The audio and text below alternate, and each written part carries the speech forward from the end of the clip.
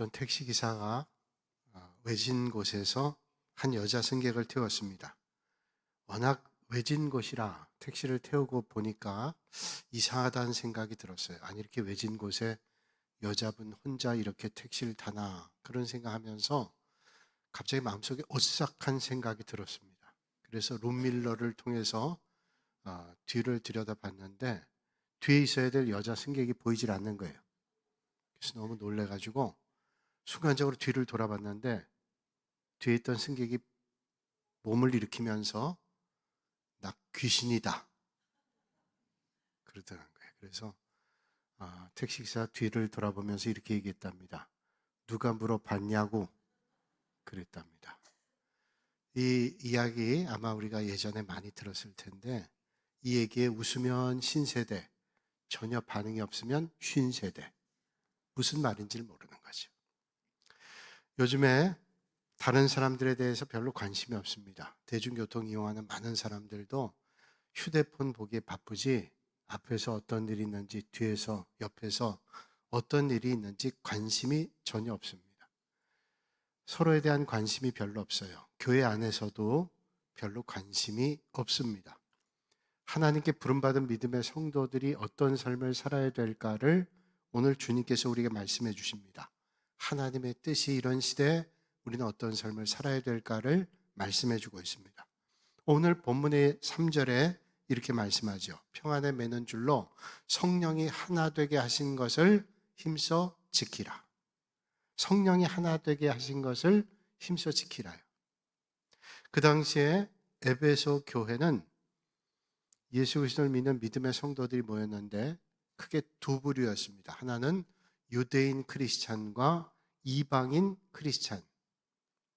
유대인 크리스찬은 유대교적 배경 가지고 주님을 영접한 믿음의 성도들이고, 이방 크리스찬들은 이방 지역에서 또는 이방적 배경 가지고 있었던 믿음의 성도들이에요.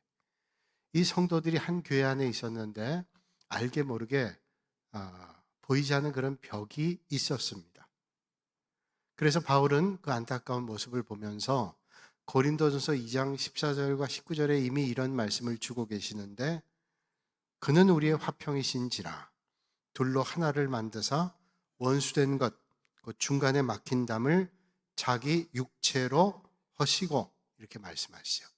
그리고 19절에는 그러므로 이제부터 너희는 외인도 아니요 나그네도 아니요 오직 성도들과 동일한 시민이요 하나님의 권속이라, 이렇게 말씀했습니다.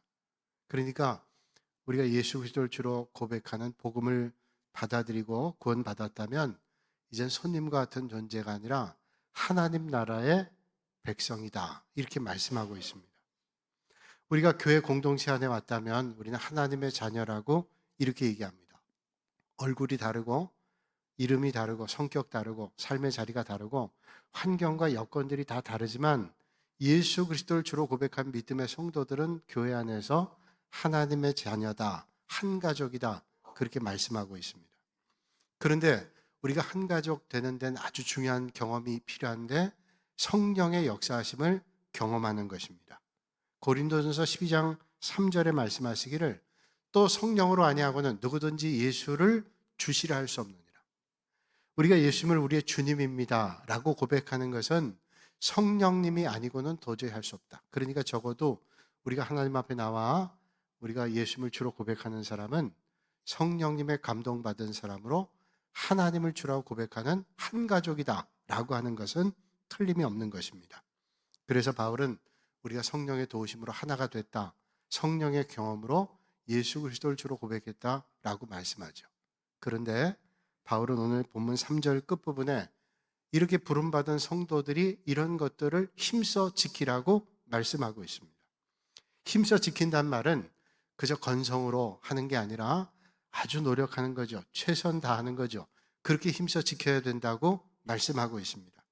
우리가 이미 성령의 감동으로 예수 그리스도를 주로 고백하는 믿음의 성도로 하나가 되었기 때문에 이걸 놓치지 않기 위해서 힘써 지키라고 말씀하고 있습니다. 그렇다면 어떻게 우리가 부름받은 성도로, 성령의 감동으로 믿음의 성도들 된 한 가족으로 어떻게 힘써 지켜야 될까요? 오늘 2절에 이렇게 말씀하죠. 모든 겸손과 온유로 하고 오래 참음으로 사랑 가운데서 서로 용납하고, 네 가지를 말씀합니다. 이렇게 힘써 지키라고 말씀해요. 용서하고, 겸손하고, 온유하고, 오래 참음으로 사랑 가운데 용납하라고 네 가지 방법을 가르쳐주고 있습니다. 첫 번째가 겸손입니다. 주님께서는 부름받은 성도들이 이렇게 살아야 될 것을 말씀하는데, 첫째가 겸손입니다. 겸손이라고 하는 것은 남을 나보다 더 낮게 여기는 거죠. 좋게 여기는 겁니다. 그게 겸손한 것이죠. 자기보다 남을 자신보다 좋게 여기는 사람을 겸손이라고 말합니다. 그런데 상대방을 나보다 못하게 여기는 사람을 우리는 교만한 사람이라고 이야기합니다. 교만한 사람은 자기를 드러내고 싶어 하죠. 공동체 유익보다는 자기의 주장을 내세웁니다. 이런 사람들이 많으면 공동체는 다툼과 분열이 끊이질 않습니다. 자기 말이 관철돼야 되고 자기 생각이 더 드러나야 되기 때문에. 그러나 겸손한 사람이 많으면 겸손이 하나 되게 합니다. 그리고 겸손한 사람들이 많으면 깨어지지 않습니다. 그리고 평화가 옵니다. 중세기의 믿음의 공동체 가운데 아주 유명한 공동체가 있는데, 아시시의 프란체스코가 세운 프란체스코 수도원입니다. 여기 있는 사람들은 열심을 다해서 프란체스코의 가르침을 받고 믿음의 자리에 있었던 사람들이에요. 근데 언젠가부터 관계가 깨어지기 시작하고 서로 미움과 다툼이 생기기 시작했습니다. 사람들이 모여서 수도사들이 회의를 했습니다. 어떤 사람 말하기를, 우리가 하나님 앞에 드리는 예배가 소홀해서 이렇게 됐습니다, 얘기하죠. 어떤 사람은 우리가 예배를 드리긴 드리는데 예배 방식이 이젠 너무 타성에 젖어서 매너리즘에 빠져서 예배 방식을 좀 바꿔야 됩니다. 어떤 사람들은 말하기를, 우리 훈련이 옛날만 못합니다. 훈련을 강화해야 됩니다. 어떤 사람 말하기를, 우리 수도원의 규칙이 너무 느슨합니다. 규칙을 좀 세게 해야 됩니다. 이런저런 의견들을 내세웠습니다. 듣고 있던 프란체스코가 아무런 대답을 하지 않고 침묵하고 있습니다. 한 제자가 프란체스코에게 얘기하죠. 선생님, 지금 우리가 수도원을 좀 더 새롭게 하기 위해서 이런저런 얘기를 하는데 우리 선생님께서도 한번 좋은 말씀을 해주시면 좋겠습니다. 그러자 프란체스코가 침묵을 깨고 이렇게 얘기를 합니다. 다 쓸데없는 얘기고 가장 중요한 것은 내 안에 있는 교만이야. 각자 내 안에 교만 때문에 이런 갈등이 왔다는 거예요. 그렇죠? 뭘 말하는 걸까요? 교만이 문제라는 거예요. 우리가 겸손하게 남을 나보다 더 낮게 여긴다면 이런 문제가 없을 거라는 거죠. 성령님께서 우리에게 하나 되신 걸 지키려면 우리 성도들이 예수님께서 모범을 보여주신 것처럼 겸손한 사람이 되라고 말씀하고 있습니다. 우리가 그 무엇보다도 겸손함으로 성령께서 하나 되게 하신 것을 힘써 지켜나가시기를 바라고 계십니다. 뿐만 아니라 성령께서 하나 되게 하신 것 두 번째는 온유라고 말씀하고 있습니다. 온유가 우리를 하나 된 것을 지키게 하는 것입니다. 온유라고 하는 말의 어원적 뜻은 잘 길들여진 야생마입니다. 여러분, 야생마 거칠죠? 그런데 거칠지만 그걸 잘 길들이면 명마가 될 수 있습니다. 온유라고 하는 말은 내가 예전엔 거칠었는데 그 거친 것들이 주님의 말씀과 은혜로 다듬어지는 거예요. 내가 예수 믿었는데 아직도 거칠어요. 야생마 같아요. 그렇지 않죠. 온유가 우리 믿음의 성도들이 하나 되게 하는 힘써 지켜야 될 것이라고 말씀하고 있습니다. 그래서 주님 말씀하죠. 온유한 자는 복이 나니 땅을 기업으로 받을 것이다. 온유한 것이 복입니다. 온유한 사람이 이 땅에서 잘 되고 온유한 자가 많은 사람을 평화롭게 하죠. 미국의 감리교에서 파송됐던 우리 한국교회 초기 때 스크랜턴이라는 선교사님 계십니다. 그 당시에만 해도 외국 사람이 많지 않잖아요. 거의 볼 수가 없는 상황에 선교사님이 왔을 때 사람들이 볼 때 두려웠습니다. 키는 크죠? 눈동자는 파랗죠? 머리는 색깔이 다르죠? 두려웠습니다. 그래서 아이들은 얘기하기를 저 귀신이다, 양도깨비다. 어른들도 얘기했어요. 양도깨비다. 이 스크랜턴 선교사님이 선교하는 지역에 전덕기라고 하는 젊은이가 있었습니다. 17살 젊은이인데 이 양도깨비를 놀려줘야 되겠다 생각하고는 기와 조각을 들고 이 스크랜턴 선교사님 살고 있는 집에 유리창을 향해 돌을 던졌습니다. 그 기와 조각 던졌어요. 쨍그랑하고 깨지죠. 근데 도망가지 않고 전도끼 서 있었습니다. 나오면 내가 망신 주고 욕해주고 그렇게 해야 되겠다. 내가 양도개비를 뭘 해야 되겠다. 스크랜턴 선교사님 나왔어요. 그런데 이제 싸우겠다고 호전적으로 있는 전도끼에게 아무 말도 하지 않고 그냥 좋은 말을 했어요. 돌려보냈습니다. 전도끼가 좀 싸움을 한번 붙어보려고 갔는데 그러니까 실망됐잖아요. 그래서 그 다음 날도 계속 기와 조각 던져가지고 유리창 깼어요. 한 번도 나무라지 않더래. 전덕기 목사님, 나중에 목사님 됐는데 이분이 책을 쓴 책에 그런 얘기를 합니다. 내가 예수님을 만났던 회심의 가장 첫 번째 단추는 스크랜턴 선교사님이 자기를 나무라지 않고 자기를 궁휼의 마음으로 봤다는 거예요. 선교사님이 자기를 볼 때 너무 궁휼히 보더라는 거예요. 안 됐다는 마음. 그 마음이 그를 변화시켰대요. 여러분, 온유함에 힘이 있습니다. 사람을 변화시키는 힘이 있어요. 그 온유가 부름받은 공동체가 힘써 지켜야 될 겁니다. 겸손하고 온유하라고 주님 말씀하죠. 마태복음 11장 29절에 주님께서 말씀하죠. 나는 마음이 온유하고 겸손하니 나의 멍에를 메고 내게 배우라. 예수님께서 겟세마네 동산에서 기도하실 때 내 뜻대로 마옵시고 아버지의 뜻대로 마옵소서라고 기도했습니다. 이게 겸손과 온유한 사람이 힘써 지켜야 될 내용입니다. 그리고 부름받은 사람들의 세 번째로는 오늘 말씀에 오래 참음이라고 말씀합니다. 고린도전서 13장을 우리는 얘기할 때 사랑장이라고 얘기하죠. 그 사랑장의 첫 번째를 뭐라고 말씀하는가 하면 사랑은 오래 참고라고 말씀하고 있습니다. 제일 첫 번째, 사랑은 오래 참는 거래요. 어떤 영어 성경에는 사랑은 오래 참고 이 말을 이렇게 썼습니다. Never give up. 우리가 아는 대로 절대로 포기하지 않는 거예요. 그러니까 오래 참는다는 말을 뭐라고 얘기해요? 오래 참는다는 말은 절대로 포기하지 않는 거예요. 여러분, 내가 3번까지만 참아줄게, 5번까지만 참아줄게. 그건 오래 참는 거 아니에요. 한시적인 참음이죠. 그런데 주님은 사랑은 오래 참는다고 말씀하고 있습니다. 오래 참는다고 하는 것은 포기하지 않고 기다려주는 거예요. 참아주고 기다려주고 그걸 포기하지 않고 계속 기다리는 거예요. 만약에 기다려주지 못하고 포기한다는 것은 사랑하지 않는 거예요. 여러분, 누군가를 사랑한다고 하면서 몇 번까지만 사랑하지 않는 거예요.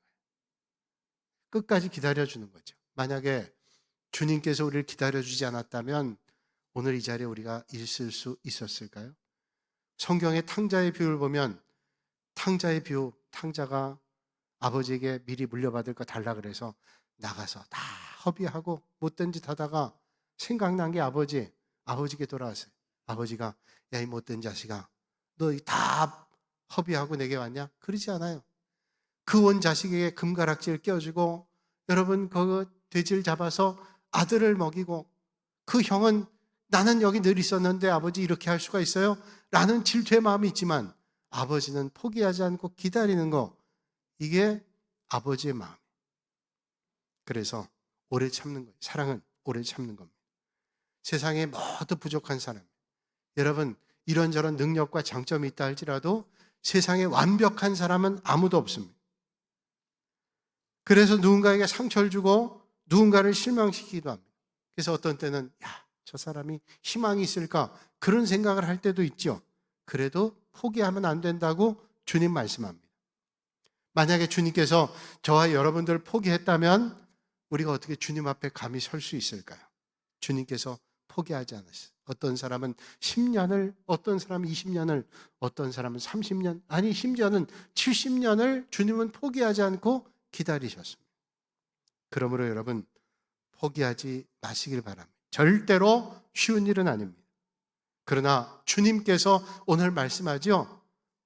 포기하지 말라고. 오래 참으라고 주님께서 말씀합니다. 그러니 하나님 말씀을 힘써 지켜 참으실 수 있는 여러분들이 되시기를 주님의 이름으로 축원합니다. 나를 아프게 하고 힘겹게 하고 어렵게 하는 사람을 참아준다는 건 절대로 쉽지 않습니다. 그런데 성령님께서 하시면 할 수 있어요. 그러니 오늘도 이 아침에 성령님의 도움을 받으실 수 있길 바랍니다. 가끔 저희 교회 오셔서 말씀 전하신 목사님들 있죠. 목사님께서 오셔서 저희 방에서 있을 때 제가 이제 예배 얼마 남지 않으면 혼자 계시도록 합니다. 왜냐하면 말씀도 잘 정리하고 올라오셔야 되니까 제가 끝까지 얘기하면 분주하잖아요. 그래서 슬그머니 제가 이따가 나와주는데 그 목사님이 이렇게 앉아 계시다가 차도 드시고 이렇게 책장도 보실 때 있는 것 같아요. 한번 어떤 목사님이 책장을 보시더니 예배 끝난 다음에 책 하나를 빼내고 이렇게 얘기하시는 거예요. 이 책 참 좋다고. 그 책 제목이 뭐냐면 나는 왜 그 사람 때문에 힘들까? 나는 왜 그 사람 때문에 힘들까라는 존 사운센트 목사님이 2010년도에 쓴 책입니다. 책 제목이 참 감동이 되죠. 나는 왜 그 사람 때문에 힘들까? 목사님이 그 책을 썩 마음에 들어서 목사님께 저는 봤으니까 그 드릴 테니까 가져갔을 때 되게 좋아하시더라고요. 그러면서 목사님 이런 말씀하세요. 내가 목회 평생 하고 은퇴했는데도 어떤 때는 밤에 잠을 못 잔대. 다 끝난 것 같고 이제는 목회 더 이상 안 하니까 힘든 일이 없을 걸 줄 알았는데 잠을 어떤 때는 꼬박 새고 그런데요. 그 왜 그러세요? 그랬더니 옛날에 힘들었던 일 때문에 그때 정말 힘들었던 사람 때문에 그게 해결된 줄 알았는데 그게 잠을 못 자게 한다. 그런 얘기를 하는 걸 들어요. 쉽지 않아요. 여러분 오랫동안 기다려주고 용서하고 참다는 게 쉬울까요? 그렇지 않아요. 그런데 여러분 어떤 일이든 판단은 주님께 맡기시고 부디 오래 참고 하나님께서 원하시는 힘써 그런 일들 지키시는 그래서 복 있는 여러분들이 되시기를 주님의 이름으로 축복합니다. 미국의 어떤 마을에 큰 부자가 있었어요. 여러분 우리나라 부자도 대단한 부자지만 미국 부자는 더 큰 나라니까 더 큰 부자가 있죠. 이 부자가 마당만 해도 대단하고 차를 타고 이동해야 될 정도로 큰 그런 집이었습니다. 집안에 호수가 있어요. 동네 사람들 가까운 사람들 불러놓고 잔치를 했습니다. 그리고 잔치가 끝난 다음에 이렇게 제안했습니다. 우리 집 마당이 저쪽에 호수가 있는데 수영 시합을 하십시다. 그 수영 시합에서 1등 하는 사람에게 그냥 큰 상을 줄 겁니다. 첫 번째, 제가 3가지 가운데 하나를 여러분 선택권 줄 텐데 첫 번째로는 이런 제안합니다. 만약에 1등한 사람에게는 저희 집에 무남 동료가 있는데 상속권이 있는 딸입니다. 그 딸과 결혼할 수 있는 그런 권한 줍니다. 아니면 두 번째로는 우리 집 재산 절반 내가 줄 겁니다. 세 번째는 우리 집에 큰 다이아몬드가 있는데 이거 하나 팔면 3대가 먹고 삽니다. 자, 1등하는 사람에게 3개 가운데 하나 결정할 수 있는 그런 선택권 주겠습니다. 사람들이 저마다 이제 호수로 뛰어들 준비를 합니다. 그런데 주인이 다시 제안합니다. 단 조건이 있습니다. 이 호수에 내가 4일을 굶은 악어를 50마리를 풀어놨어요. 걸리면 죽습니다.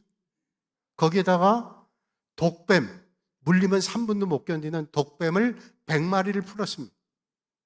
그리고 마지막 세 번째, 아마존에 가면 식인 물고기 있죠. 300마리 풀어놨어요.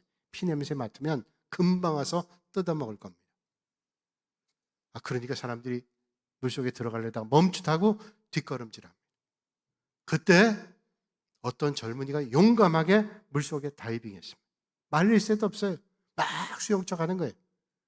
순식간에 한 바퀴를 돌고 들어왔습니다. 사람들이 대단하구나.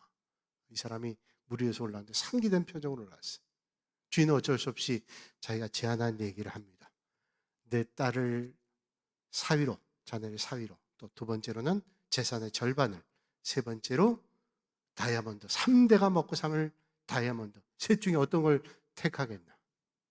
그러자 젊은이가 상기된 표정으로 얘기합니다. 그건 됐고 아까 내 뒤에서 날 민 놈이 누구요? 그 잡아주시오. 여러분 우리 다 들어본 얘기예요. 조금 각색했지만 그런데 여러분 그 웃긴 얘기지만 그 사실이에요. 여러분 우리가 이 땅의 삶의 경주장에서 뛰고 있습니다. 다른 박질합니다. 부름받은 믿음의 성도로 다른 박질하고 있어요. 그 다른 박질 다 끝나고 나면 하나님께서 우리에게 생명의 면류관이든 의의 면류관이든 어떤 면류관이든 우리를 위해 준비해 주실 거예요.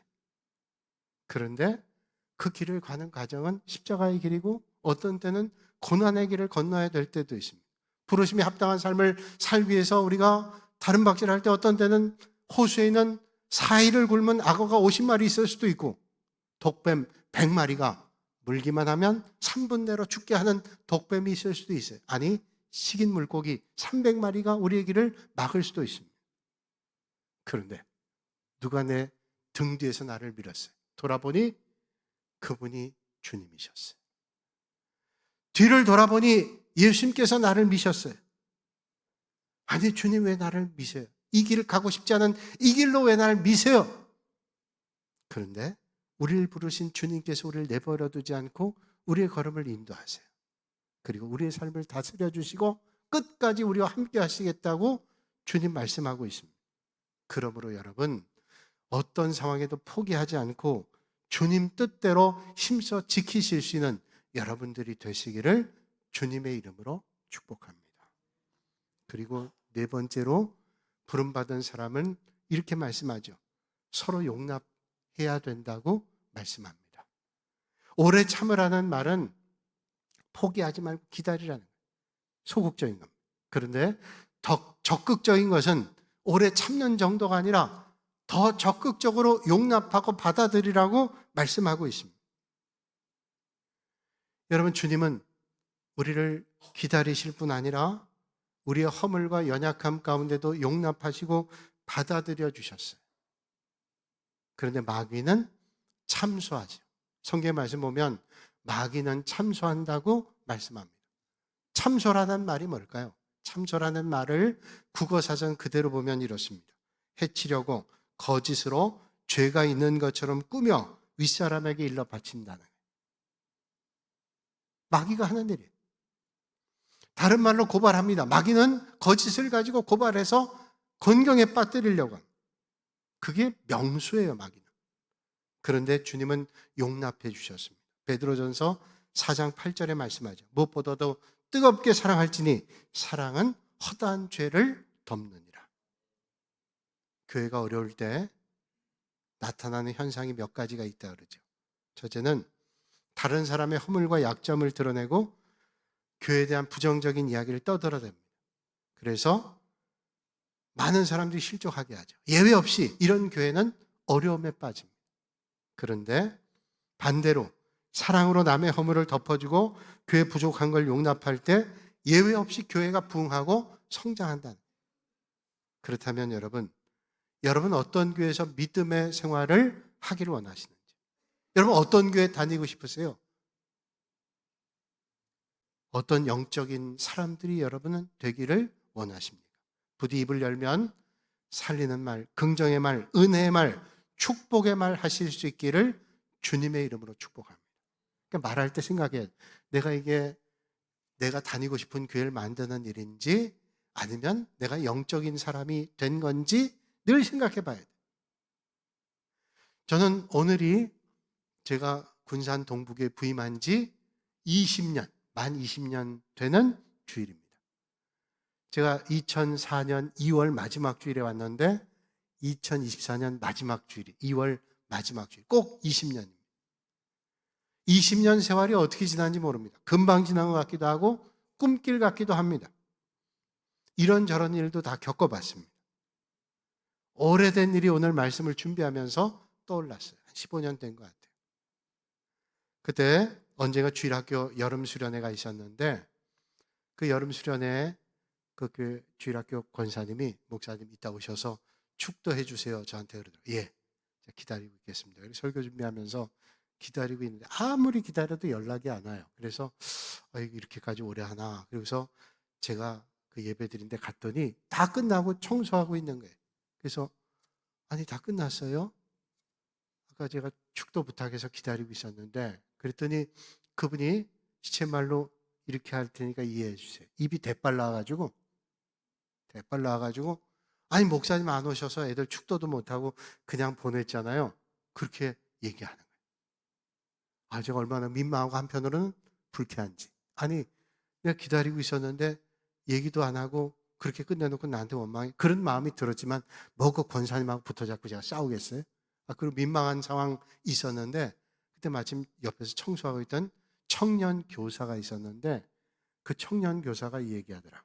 권사님, 은혜롭게 잘 끝났는데 이제 그런 말씀하지 마세요.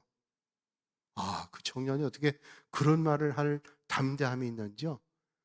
그 권사님한테 이제 은혜롭게 끝났으니까 그런 말 하지 말라고 그러더라고요. 그러니까 그 권사님이 그렇게 쉽게 누그러질 성품의 사람이 아닌데 아무 말도 못하더라.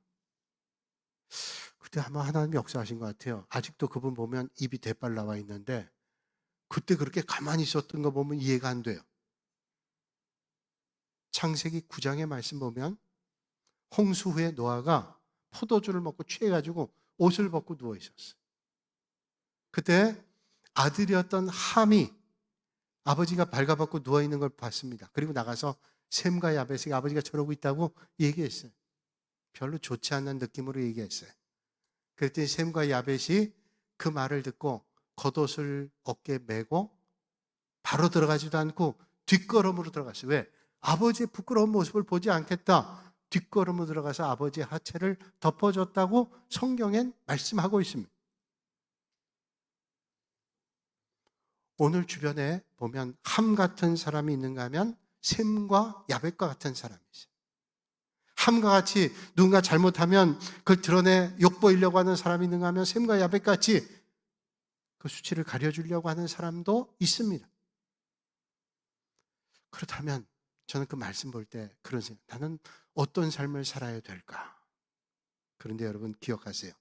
결국 아버지의 수치를 드러냈던 함은 셈과 야벳의 종이 됐고 셈과 야벳은 하나님이 주시는 축복을 많이 받았어요.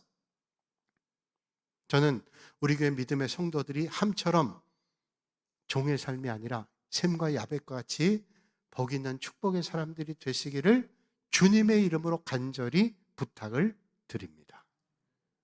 올 한 해 동안 정말로 우리가 겸손함으로 온유함으로 오래 참고 서로 용납하기를 힘쓰는 그런 성도들이 되시길 바랍니다. 그렇게 모두가 함께 성장할 수 있는 올 한 해가 되시길 바랍니다. 그러기 위해서는 우리가 힘써 노력해야 되고요. 힘써 노력하는 것뿐 아니라 하나님의 말씀의 뜻을 잘 알아야 돼요. 하나님 말씀의 뜻을 잘 모르면 우리가 아무리 힘을 써도 잘못된 길로 가요. 하나님 말씀을 잘 이해하고 하나님의 뜻대로 살려고 하면, 그러니까 말씀을 가까이 하면 우리는 올바른 믿음의 길에 설 수 있다. 어떤 마을에 평생 독신으로 사신 할아버지가 계신데 그 마을에 아이들이 그 할아버지가 혼자 계시니까 집에 가서 얼마든지 가까이 하는 거예요. 얘기도 하고. 그 동네 아이가 물었어요. 할아버지 옛날 얘기 해주세요. 할아버지가 아유 귀찮다고 귀찮다는데 너무 해달라니까 알았다. 그렇게 해주는 거예요. 옛날에 한 마을에 남자와 여자, 젊은 남자 여자가 있었는데 둘이 사랑을 했어. 사랑을 했는데 한 번은 이 남자가 여자에게 프로포즈하기 위해서 결혼해달라고 얘기했대요. 결혼합시다. 그때 여자가 예, 그럴 줄 알았는데 이 여자가 이렇게 얘기하대요. 2마리 말은 필요 없고 5마리 소를 가져오면 결혼하겠대. 아니 그냥 결혼하면 사랑하면 되지 2마리 말은 필요 없고 5마리 소를 가져오면 결혼해 주겠다.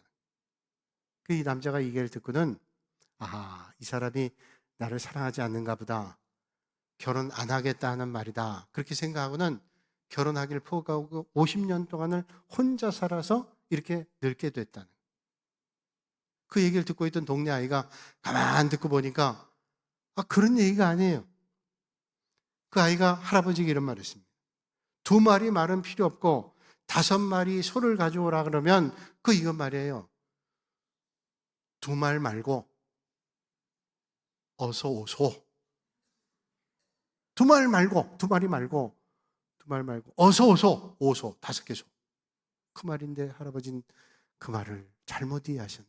2말 말고 어서 오소인데 결혼하자는 말이 그 말이 그런데 오해했어요.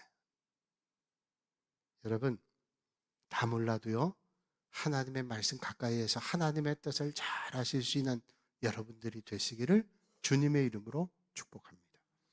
사실 우리가 부름에 합당한 삶을 살기 위해서 때로는 힘들 때도 있어요. 어려울 때 있습니다. 오해받을 때도 있고요. 마음 상할 때도 있습니다. 그러나 부르심에 합당한 삶을 살기 위해서 힘써 지키면 성령님께서 도와주실 거예요. 여러분들의 걸음을 인도해 주실 거예요. 1950년대 우리 한국의 신학교에 와서 조직신학을 가르쳤던 잔 크레인이라는 미국의 목사님 계세요. 이분은 이런 말씀을 많이 하셨대요. 우리 조선 백성들, 우리 한국 사람들은 참 축복받았대요. 왜 축복받았냐면 하나님께서 이 땅의 백성들은 선택한 백성들이라는 거예요. 그게 무슨 말이냐고 물으면 여러분 조선이란 말 뭐예요? 조선이란 말 자체가 chosen people, 택함받은 백성이란 말이에요. 택함받은 백성, 선택하다라는 과거분사. 택함받은 백성 아니에요. 얼마나 복돼. 이름부터가 택함받아. 그 여러분들은 믿음 생활 잘해야 돼. 이렇게 택해 주셨어요. 그런 말을 많이 하셨대요. 선배들에게 들은 얘기. 이 잔 크레인이라는 선교사님이 안식년 맞아가지고 본국에 들어가서 미국에서 1년 동안 쉬면서 도와달라는 교회에서 목회를 했는데 그 교회에서 이런 일을 겪었다. 그 교회 젊은 집사 한 사람이 한번 급하게 목사님 요청, 목사님 큰일 났습니다. 그 목사님이 그 전가를 듣고 갔는데 이 젊은 남자가 아들 둘 데리고 낚시를 갔다가 아들 둘이 물에 휩쓸렸는데 그 아들을 건져내지 못하고 둘 다 휩쓸려 죽었어요. 그 시신을 안고 집에 비참한 모습으로 가는데 설상가상으로 집에 불이 났어요. 집에 아내가 있었는데 불이 나서 불에 타 죽었습니다. 아들 둘 잃고 하루 사이에 아내는 불에 타 죽었어요. 아주 처참한 상황입니다. 목사님 불렀어요. 목사님 뭐라고 할 말이 없어요. 잔 크레인 목사님이 그 모습을 보고 생각하다가 이렇게 대답했다.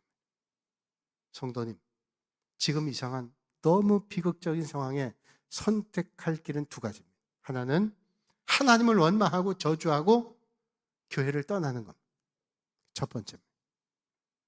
그리고 다시는 믿음 안으로 오지 않는 거예요. 근데 이런 하나님 믿을 필요 없다. 두 번째 방법은 이런 절망적인 상황이지만 그래도 하나님을 더 신뢰하고 하나님 앞으로 더 나가는 거예요. 이 두 가지 가운데 성도님은 어떤 걸 선택하겠어요? 하나님 원망하고 저주하고 떠나는 방법과 그래도 더 하나님을 신뢰하고 하나님 앞에 가는 어떤 걸 선택하시겠어요? 그러자 통곡하고 있던 이 남자가 대답했대죠. 예, 이런 상황이지만 제가 더 주님을 신뢰하고 주님 따르겠습니다. 사랑하는 여러분, 주님 우리에게 말씀합니다.